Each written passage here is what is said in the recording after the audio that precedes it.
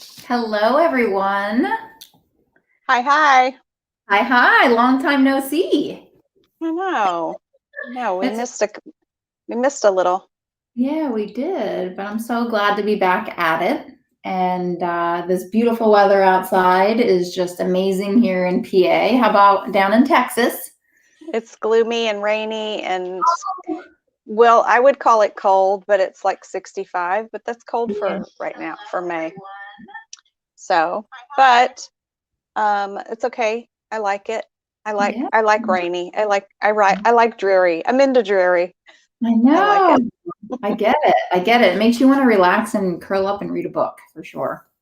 So, well, we just wanted to welcome everyone. Thank you again so much for joining us. And we're so glad that Amanda and I are both here with you all this lovely evening, no matter where you're at. We just want to welcome everyone to Cannabis Live. And we're just excited to be here and teach you about some cannabis facts and fun things. But first, I want to introduce Amanda. Amanda, do you want to introduce yourself a little bit?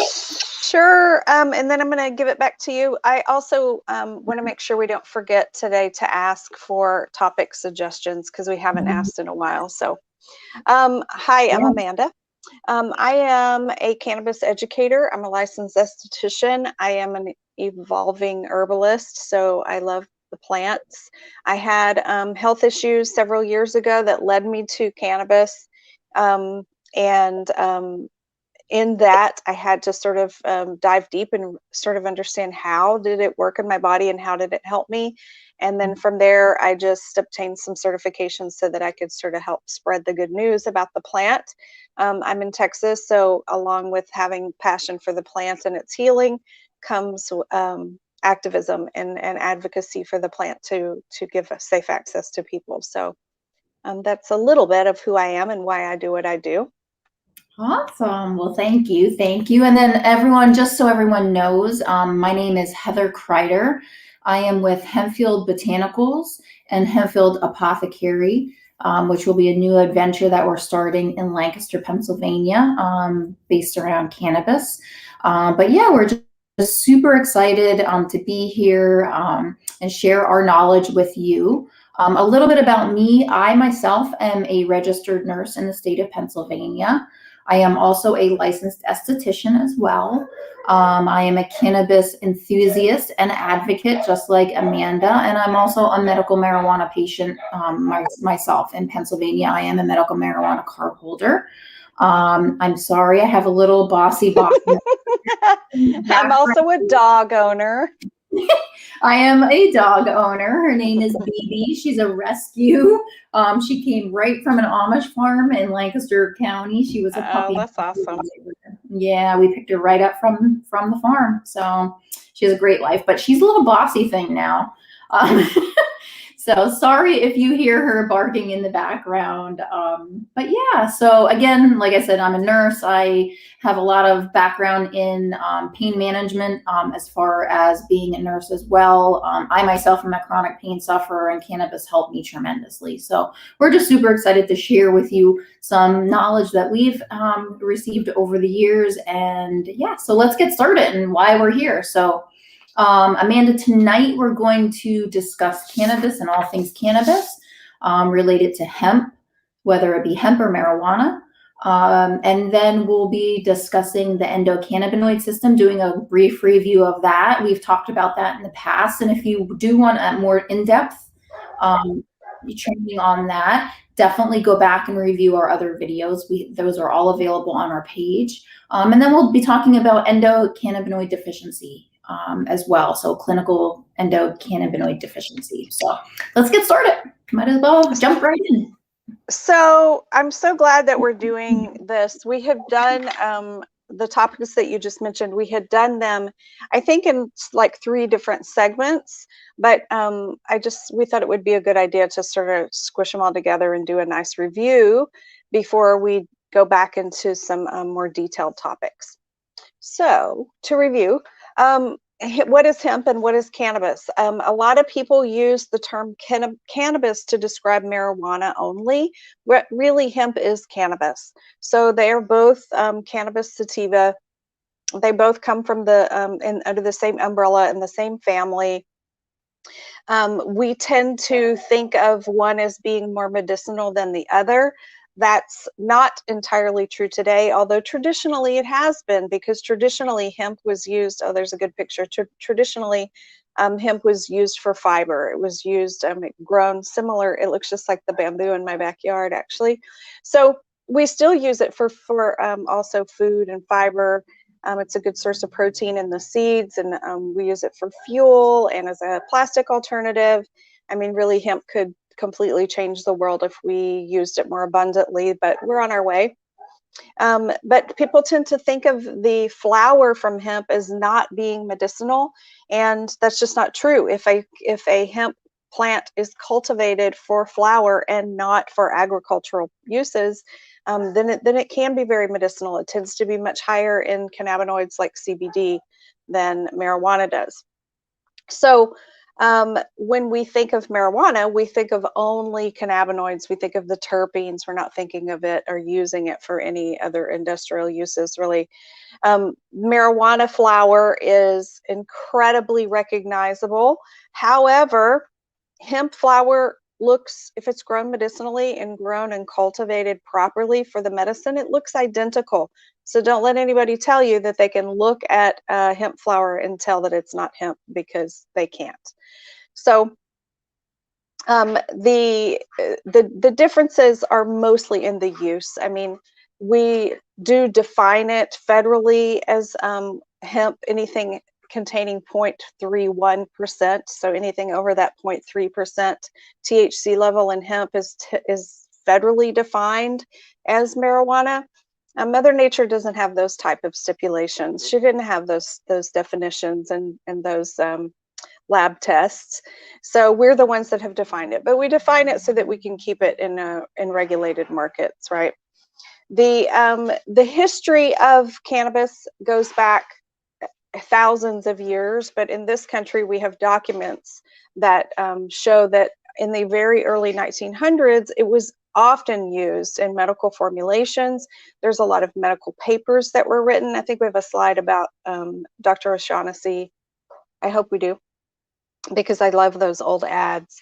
So there was so much documentation on it, and that when later on in the mid 30s, when Prohibition began, and they were going to pull this out of the United States Pharmacopoeia book and say that it's not medicine, there were a lot of doctors that went to bat sort of for cannabis as medicine and said that they needed it and they used it. Well, they lost. And so then, of course, fast forward into the early 70s when Prohibition really began, and then the war on drugs, and we just lost and lost and lost again.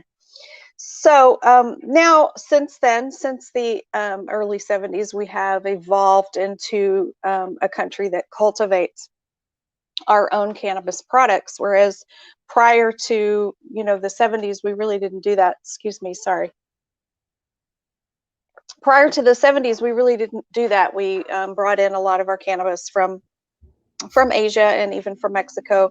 And so once we began to cultivate on our own, then we've evolved into, and I'm really making this very concise, we evolved into understanding how cannabis can be used for medicine. And when I say cannabis, I always am going to mean hemp or marijuana, or hemp and or marijuana. So I use that term intentionally. I'm not being vague. I'm using that term because I believe that both of these plants, as if they're completely separate, I believe that both of these plants contain medicinal properties if they're cultivated properly. And that's what we've learned to do. We've learned to manipulate and cultivate these female plants without the males so that they produce more and more and more medicine. And become something probably unrecognizable to our ancestors. So why does it? Yeah, I like that point, how you refer to cannabis as medicine. And I think that's really important for us to get away from referring as weed or, you know, ganja, or, you know what I mean? I mean, those are all like those fun names and things like that. But when it all boils down to, it's plant-based medicine. And I love referring to it as such. Yeah, yeah, and there's a lot of plant-based medicine, right? We have a lot of medicines. People tend to think of medicine as something that they can only purchase at the drugstore or obtain a prescription for, and that's just not the case. I mean, I was raised in a family where my granny made lots of herbal formulations, and now I do the same thing. And and then on the whole flip side of that, people that are such big proponents for cannabis, sometimes they'll like to say it's not a drug, it's a plant. Well, it is a drug. Anything that has the ability to change the physiology of your body is a drug, like caffeine and sugar and alcohol. So it is a drug because it can change and alter the physiology of your body, which is such a good segue for how does it do that? Well, I'll tell you how it does that. So it does that through something called the endogenous cannabinoid system. So you know you have different systems in your body. You have the circulatory system, you have the digestive system, etc. But you also have something called the endogenous cannabinoid system. This system sort of connects, if you will. It connects the other systems. It doesn't literally connect them. It influences them by creating a balance or a homeostasis. And it does that through a series of enzymes and sort of modulating enzymes and receptors. And your body has the ability to produce something called endogenous cannabinoids. Those are not THC, those are not CBD. A lot of times I hear people say, oh, well, your body makes CBD. It doesn't. It doesn't make CBD. So CBD comes from plants along with THC and the other plant cannabinoids. But your body does make endogenous cannabinoids, such as anandamide. So anandamide is a real popular one to talk about. That's like your joy or your bliss molecule. That's or cannabinoid. That's the component that people report after things like a runner's high or the joy that you felt the first time you held your newborn baby, or types of experiences that just bliss. So your body has the ability to produce these endogenous cannabinoids. So in a perfect world, we wouldn't have health issues, right? But we have health issues, and often those are imbalances in the endogenous cannabinoid system. So although they may show up in one person, they may show up if you have an imbalance in your ECS. It may show up as migraines, or it may show up as an autoimmune, or it may manifest as MS or Crohn's disease. You know, everybody sort of has these different weaknesses in their body genetically. Often genetics play a role in that. But the endogenous cannabinoid system, if it is imbalanced, it can show up as health issues. So how does cannabis play a role in that? So the cannabinoids have a similar effect on your body. The phyto from plants have a similar effect to your body as the endogenous ones. They work slightly differently, but they have a similar effect, and some of them do fit lock and key exactly, and some of them just have an influence on the uptake and the regulation of those enzymes. But because your body makes endogenous cannabinoids, the phytocannabinoids are not recognized as toxins. They're accepted. You can't overdose on cannabis because of this. So the ECS, or the endocannabinoid system, does things like regulate mood and appetite, inflammation, pain, sleep. It can regulate endocrine disorders. I know that Heather pulled up a couple of slides for us, and because the list will go on and on and on as to what they could do. And we find out, you know, every year we find out that cannabis has a different influence on a different body system or a different condition. So the receptors that are in your body, most of the research we have is CB1 and CB2 receptors. And those are on, this is good on this slide where in the middle there where it talks about the CB1 receptors. They're primarily found, but not exclusively found. They're primarily found in the central nervous system and in the brain. And we tend to think of THC as having a direct effect on the CB1. It has an indirect effect on the CB1, but it affects greatly, THC affects greatly things like pain. It really helps to regulate pain, which would be a central nervous system abnormality or condition. Also, THC can affect the CB2. All of the cannabinoids really do have a slight effect on multiple receptors. It's just there's a whole lot of research on THC to CB1 and then CBD to CB2. So your CB2 receptors are found more in like your peripheral, your gastrointestinal tract, in your gut, more like in your immunity cells. So in your peripheral nervous system, sorry. So those receptors are greatly modulated by cannabidiol or CBD. So because those receptors are not as abundant in your brain, and because CBD doesn't have a tremendous effect on CB1 as it does CB2, that's why cannabidiol doesn't get you high. So when people say, "Is it going to get me high?" No, it's not. I always like to throw in the story right here, like about my mom. She had some mood issues and some depression for years, and I got her a really good CBD product, and she started to feel much, much better within about 3 weeks. I could tell the difference, but within about a month or 6 weeks, she admitted that there was a difference. And she said, I think that this stuff makes me high. And I said, it's Mom, it doesn't make you high. It's not making you high.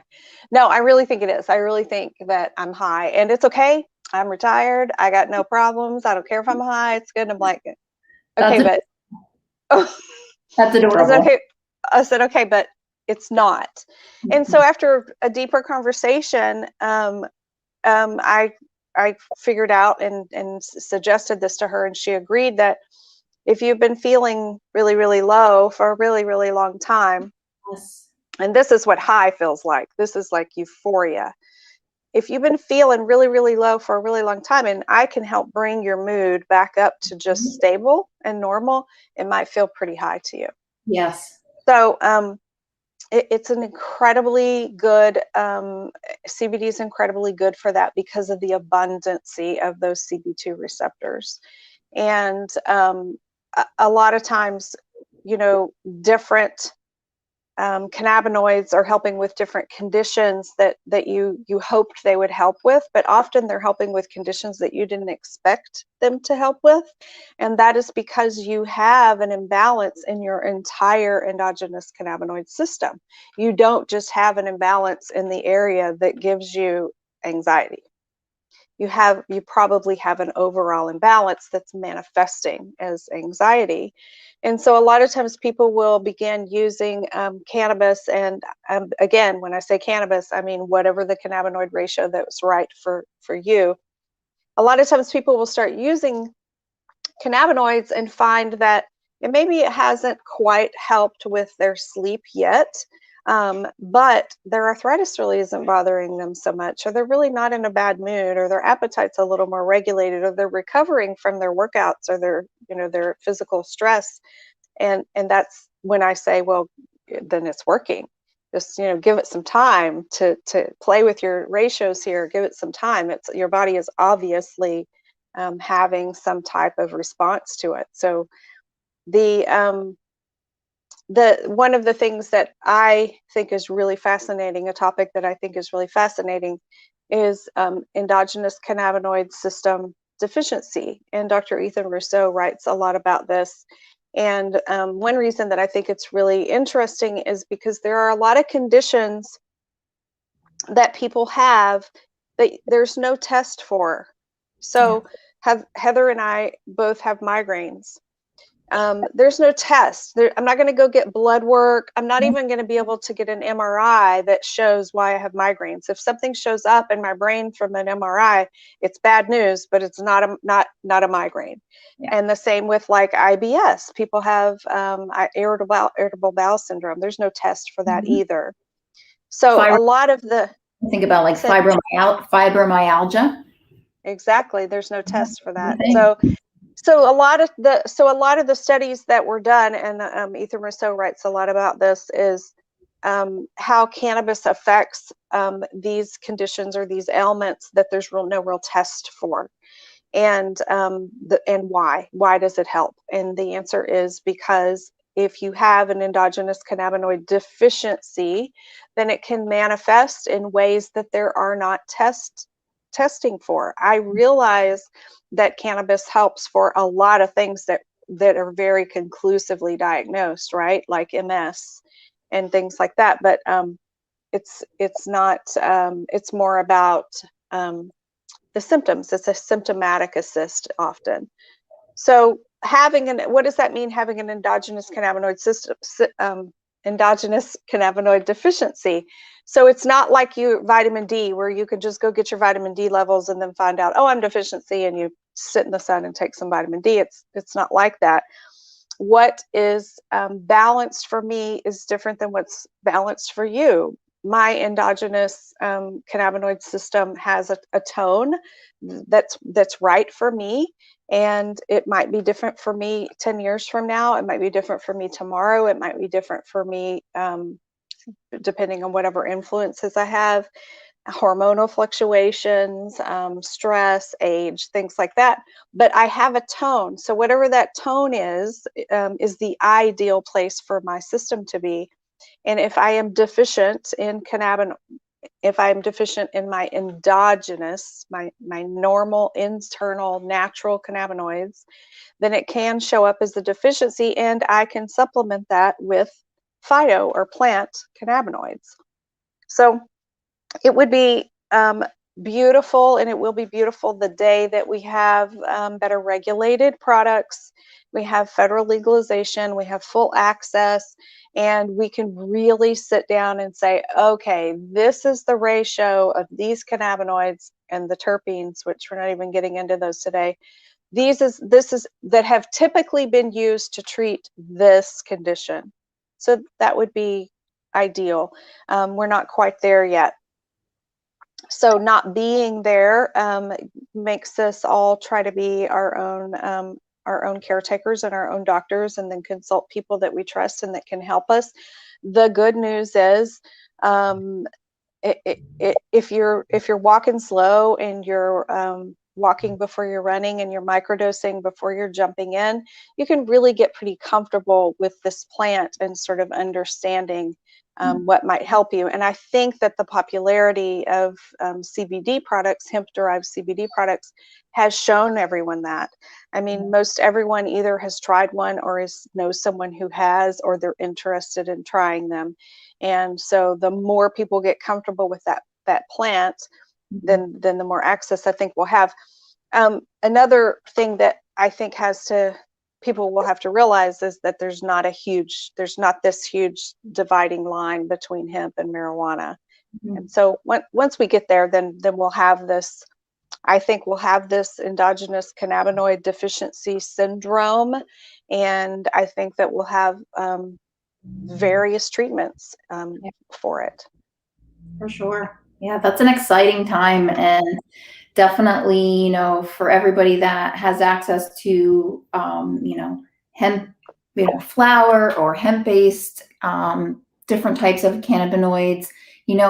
Honestly, Amanda, you can tell everybody it's whether it's derived from hemp or cannabis, it's the same thing. So having access to that, if you have access to hemp right now and you want to use that to help with, your certain symptoms that you're having, go for it. Like if you don't have access, if your state doesn't have access to medical marijuana or recreational marijuana, use what you can, because it's the same thing, just different THC levels.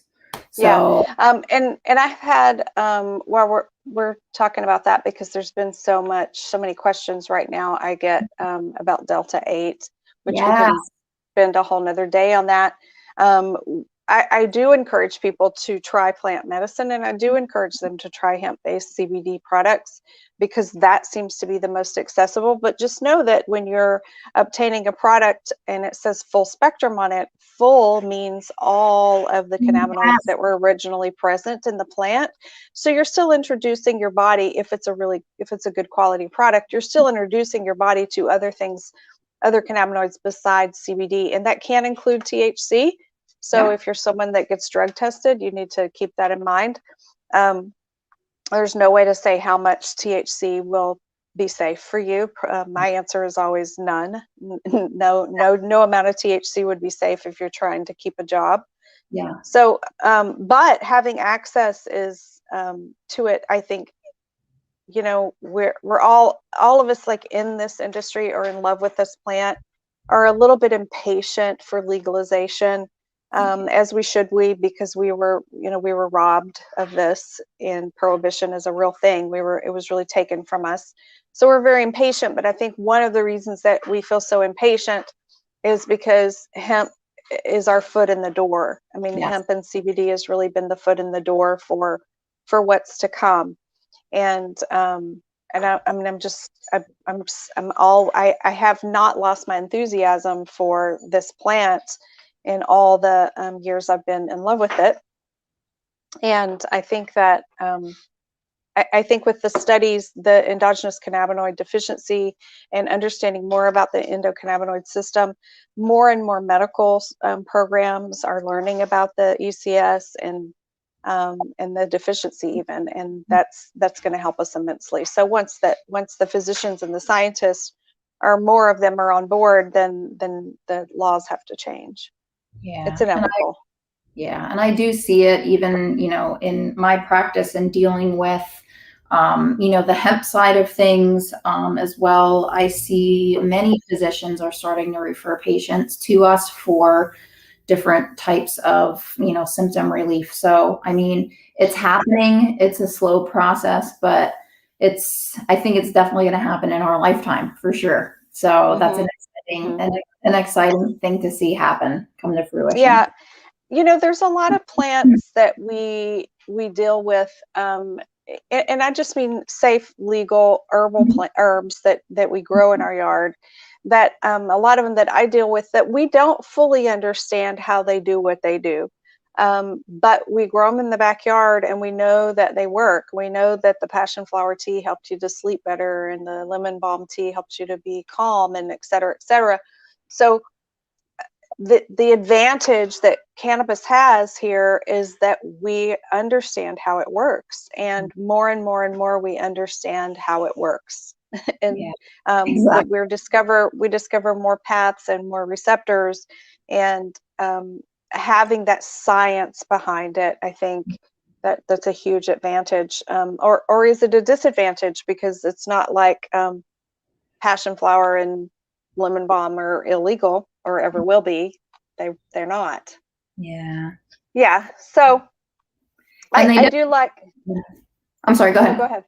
I was just going to Well, say, and a lot of them share the same types of properties too, right? So terpenes, you and I are so exactly.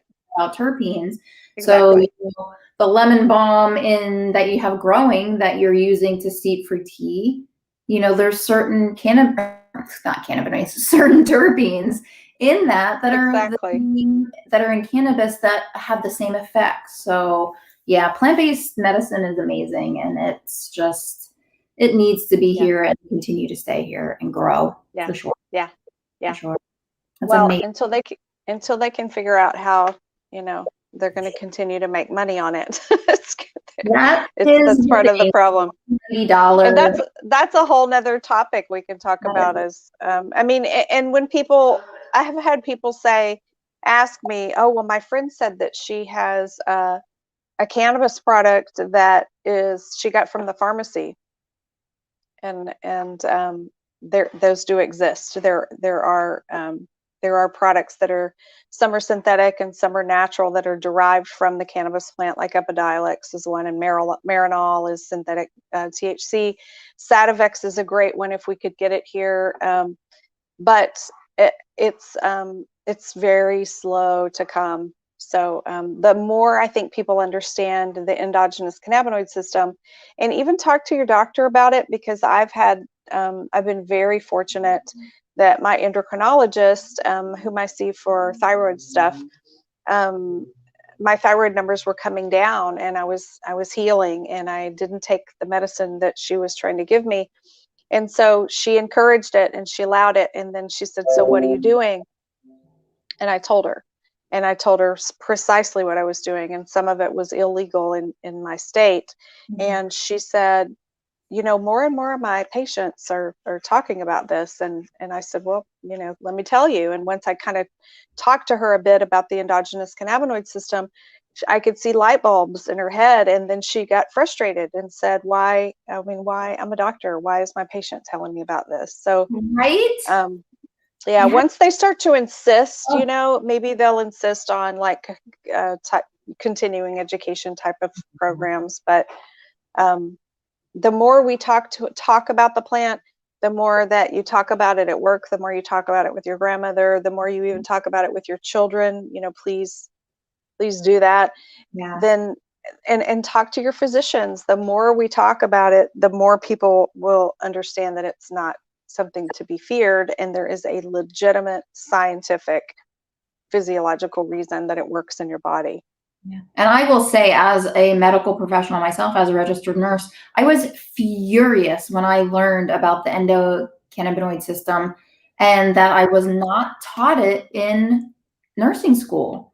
Like, Didn't and how many physicians, like, we did not learn about it. And it's like crazy.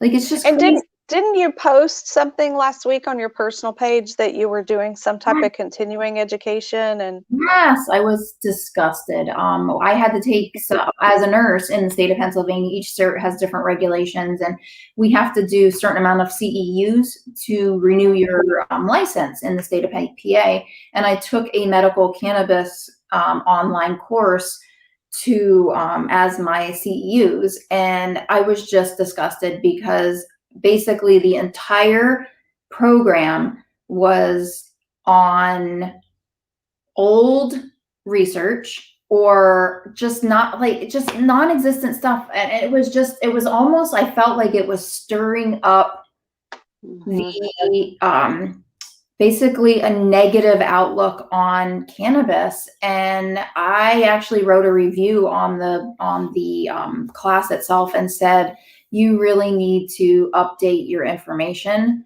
You need to share information that's not like it. I mean, people can't die from an overdose of medical marijuana. Like, it just doesn't happen. It doesn't affect your brainstem that way. And to see all of these things being fed into other healthcare industry, workers' minds, it's just mind-boggling. And it was so frustrating. So it just gives me even more passion to share my knowledge. And here in front of you, you have two people that are highly educated individuals that speak well and that are teaching people on cannabis. And it has such an awful stigma around it.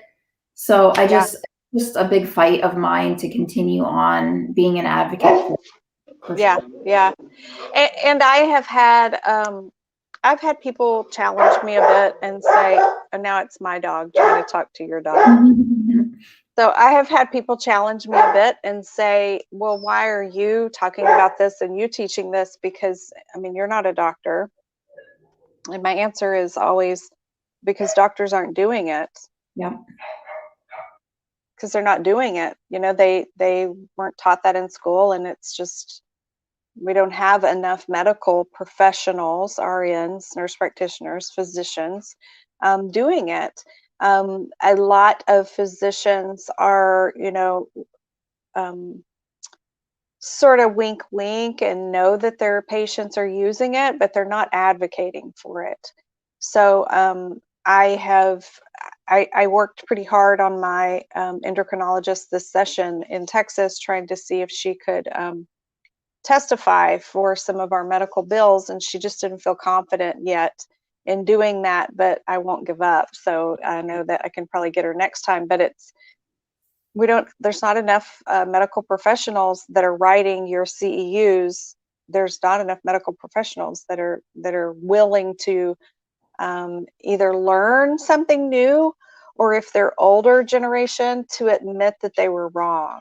Yeah, that's a tough thing to do sometimes. And there's a lot of misinformed healthcare workers out there right now. And there's, but like I said, it's coming around. So I'm just really hoping that we're going to get to the point to see, things change in our lifetime. And I really feel we will. Yeah, we will. Fingers crossed. Yeah, we will. Thank you, Amanda. You're amazing. I could talk to you hours and hours and hours. Just so amazing. Thank you. We just appreciate you sharing your information and our knowledge with us. If anyone again has any questions, leave them in the comments below. Also, to Amanda said in the beginning, if you have any very specific questions or topics that you would like us to cover in an upcoming session, please leave them in the comments or message us. If you don't feel comfortable doing that on the public forum, you can always message us directly. We wrap for tonight. Both of our puppies must be hungry.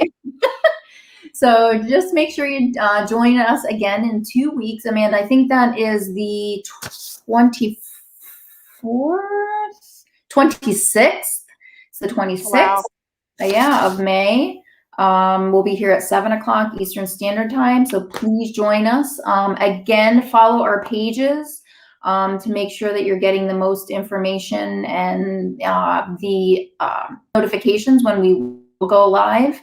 So make sure that you are following us, and we just look forward to chit-chatting with everybody again. And Amanda, I love you. Thank you so much for joining us. Bye. See y'all in a couple of weeks. See you all soon. All right. Bye.